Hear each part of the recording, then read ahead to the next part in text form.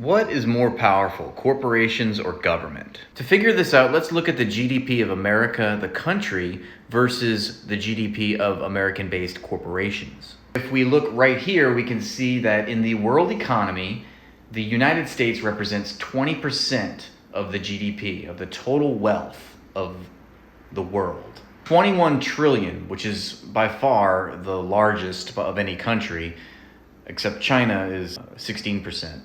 Now let's look at American-based corporations and how they perform versus the entire world.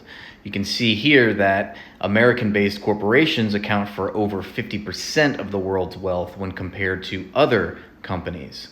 So, with only few exceptions, American-based corporations dominate every industry of society, of the market, of the economy, and actually account for more wealth than America, the country. This once again shows us the exploitative nature of capitalism. Capital is allowed to freely move about the world, across borders, unrestricted, unfettered, deregulated, while labor is restricted within borders. People cannot move, capital can. Corporations are omnipotent, basically. Fellow people in the working class who will defend capitalism, disagree with me here, will say, well, that's free market capitalism, baby.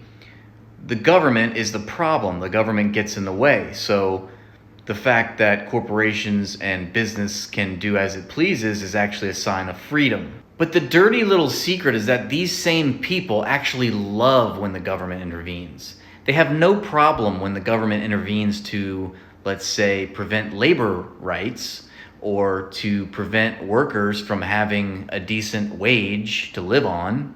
They have no problem when the government intervenes to prevent railroad strikes or from unions forming. They have no problem when the government bails out the banks and the wealthy elites that commandeer economic collapse. They have no problem when the government legislates huge tax cuts for the rich, for the billionaire class, and increases the tax burden on everyday working class people. That's not a problem. The secret is that no one loves the government more, and no one benefits more from the government than capitalists. The people that actually complain so much about the government are the ones who benefit the most. Those people that are in the working class that defend and sympathize with capitalism have Stockholm syndrome. It's socialism for the rich, harsh free markets for the poor.